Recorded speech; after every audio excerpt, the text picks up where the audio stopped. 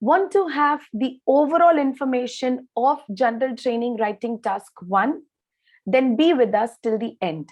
In this video, I am going to explain the detailed structure of General Training Writing Task 1.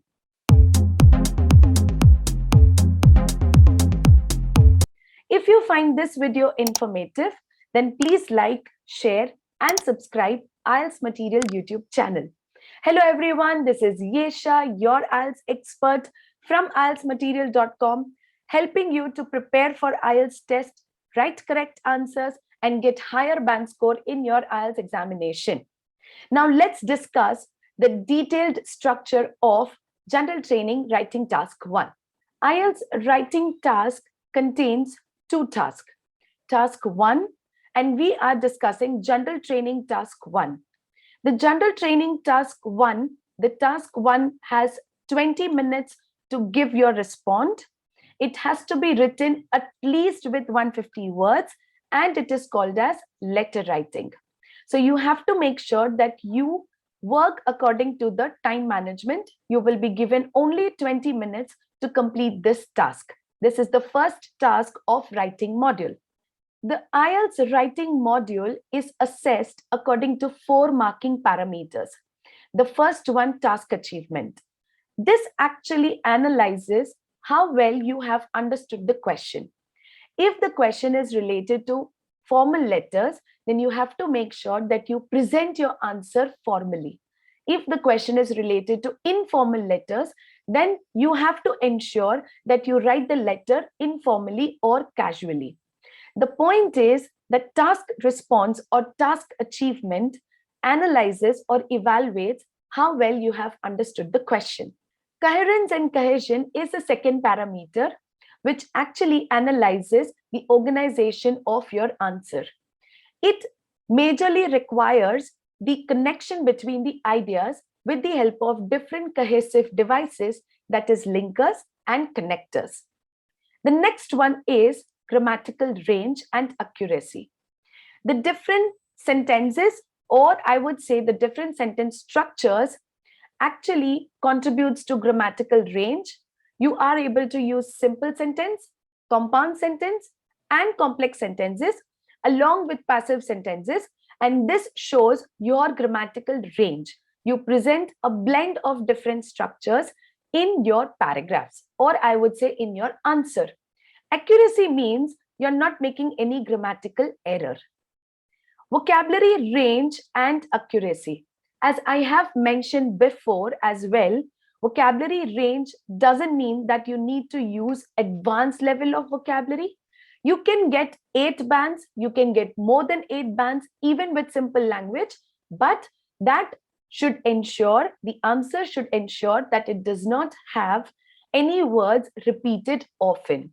You have to make sure that you use different words like synonyms, words with similar meanings, or you can use antonyms presenting the same meaning. The General Training Writing Task 1 has 3 different types of letters. The first one is formal letters, the second one is semi-formal letter, and the third one is informal letter. Now, in detail, we would know or we would understand what is a formal letter, what is an informal letter, as well as what is called as a semi-formal letter. Before moving on to the different types of letters, let's discuss the structure. The structure of letter writing is called as 6-part structure. The first part is to whom the letter is to be addressed. The second part is called as the purpose or objective, why you are writing the letter. What has made or what is the main reason of your letter. As soon as you complete your second part, you have to move to your third part. The third, fourth, and fifth part, that is the third, fourth, and fifth paragraphs, are taken from the 3 questions, or I would say are taken from the 3 bulleted points presented in the question. It should be in the order, and you have to make sure that you write only related to that particular bulleted point. That is, the information should be presented only related to that particular bulleted point. The last one, or I would say the last part, is called as signing off structure. That is, you sign off with a normal statement and you also present your name at the end. This also depends on different types of letters, which we would learn in detail now. Now let's first understand what is called as purpose of the letter. If I am writing a formal letter, then these are the best examples. That is, requesting information from a company. So you do not know to whom actually you're going to write the letter, and hence you would be writing it as Dear Sir or Madam, because you do not know that the person to whom you're going to address this letter is a male or female. Hence, we would be writing both Dear Sir or Madam. My purpose of writing the letter is to request some information about your company or to request a particular type of information about your company. Next is applying for a job. Job application is the best example of formal letters because you do not know the person, you're trying to apply for a job, and you are going to present your own details, your experience, and your qualification. So this is the best example of a formal letter, and this is the purpose of writing the letter as well. Complaining to a bank, store, or airline company related to a product or service. So this is something that you can also say that it is a complaint letter. You're not satisfied with the product or with the service, and you're writing it to the manager or to the concerned person, but you do not know that person personally, or you actually do not know that person by his name as well. So this is called as a formal letter, and the purpose is complaining. The next one is making a recommendation or suggestion. This can be written to the local council, making a recommendation or suggestion saying that the roads constructed are not well constructed and they should take care of this. This has to be rectified as soon as possible. So this is a recommendation that you're trying to give.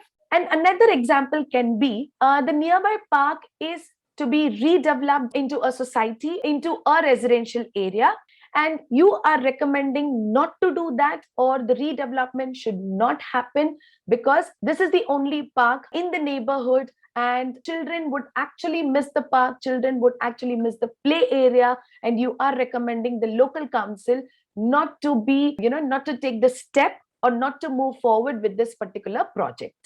So this is something called as formal letter.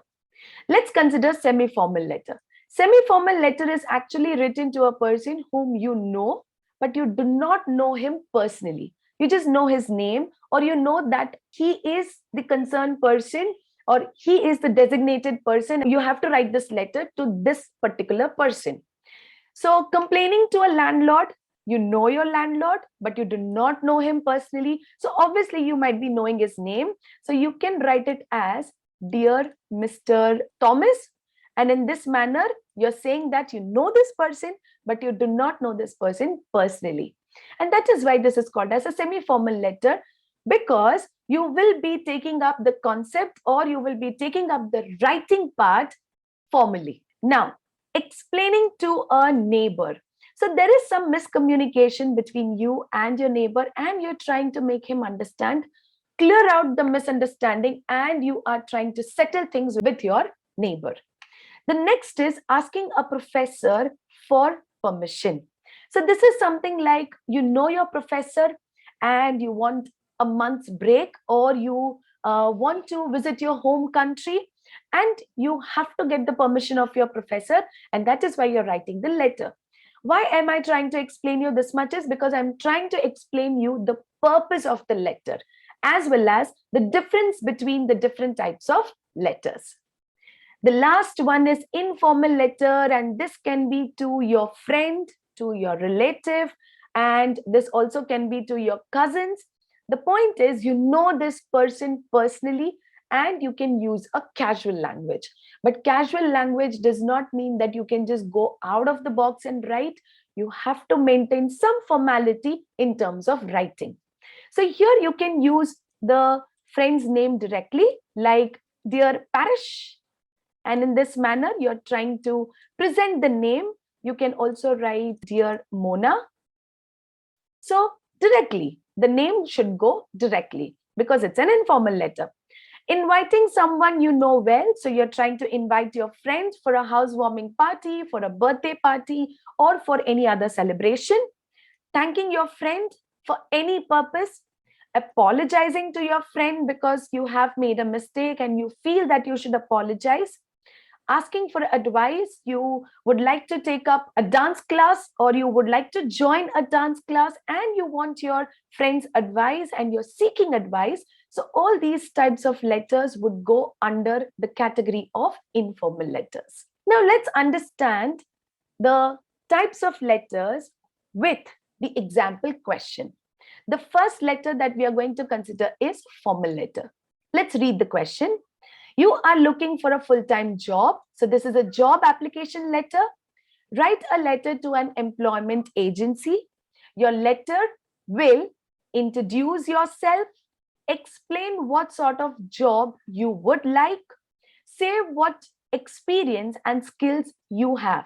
These are the 3 bulleted points that I explained during the 6-part structure explanation. So your third paragraph, your fourth paragraph, and your fifth paragraph will contain the context or the relevant information in terms of these 3 bulleted points. This should not change the structure. So these 3 bulleted points are very important and your answer will be analyzed according to this as well. Begin your letter as follows, dear sir or madam. So the letter actually contains the starting. So you need to start your letter with dear sir or madam, and then the other following paragraphs. The second paragraph will have the purpose of writing the letter, and this is actually a job application letter which clearly states the purpose, saying that I want to apply for this particular job. You need to mention the job and you will take forward the other parts, that is the other bulleted points in the next following paragraphs. You will sign off the letter with your full name, the first name and the last name. So this is what you need to remember. A formal letter and a semi-formal letter contains both the first name and the final, that is the last name. The next example question is related to semi-formal letter. Let's read the question. You are going to take a short holiday in Singapore and you want to rent a holiday apartment while you are there. Write to the tourist information office in your letter. So you know the manager of the tourist information office. So let's take dear Mr. John, and you will be writing the purpose of the letter saying that you want information related to holiday apartments and you want the manager to arrange an accommodation for yourself for the short holiday that you would be spending in Singapore. The first bulleted point asks, explain what you need. That is, you need to explain what are your requirements. You need a 1-bedroom hall kitchen apartment, or you need 2-bedroom hall kitchen apartment according to the family members traveling to Singapore. So explain your needs. Next is, say when you plan to be there. So give the details of your travel, that is your arrival and the departure, explaining the travel officer about the number of days that you would be staying in Singapore or in this particular holiday apartment. Ask for information about prices. Here you can ask for different information like what would be the price range if I include the meals and what would be the price range if I do not include the meals. What are the extra facilities or additional services provided by the holiday apartment? So it would be really helpful and informative if you provide me all such type of information, and I would be able to decide which particular holiday apartment I would like to go for. So in this manner, you have to explain all the 3 bulleted points in detail. Here, clearly it is mentioned, begin your letter as follows. So, dear Mr. or Miss, and you have to write the name in the blank given. You have to write at least 150 words, but I would suggest go till 185, which is the appropriate range of writing the number of words. and you have to complete this particular task in 20 minutes. Now let's move on to the last type of the letter, that is the informal letters. And let's read out the question first. You stayed at your friend's house when you attended a conference in Australia. So you stayed at a friend's house and a friend actually says that this is going to be an informal letter. Unfortunately, you left a large envelope with some important documents in your room.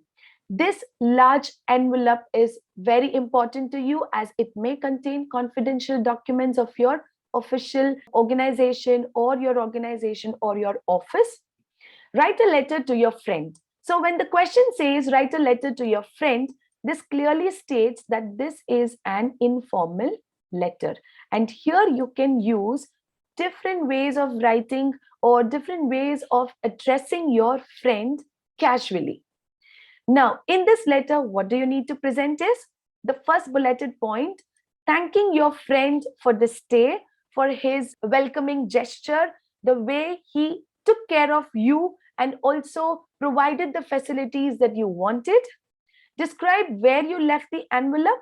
So giving the details of the envelope, stating what is inside the envelope, giving him the details why it is important, and ask him or her to return it to you by post. You also have to show the eagerness, or you also have to show the importance of this envelope and request him to send it as soon as possible. At the end, you will sign off by saying that you hope that you would definitely receive the letter as soon as possible, as it is very important. It can be a detrimental part related to your organization.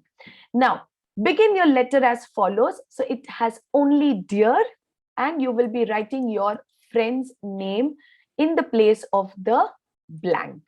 And you have to make sure that you do not address your friend with Mr. or Miss. It will be just the friend's name, and that too the first name. You should write again 150 words, but again, I would suggest to write 185 to 190. Do not go beyond 200 and complete this task in 20 minutes.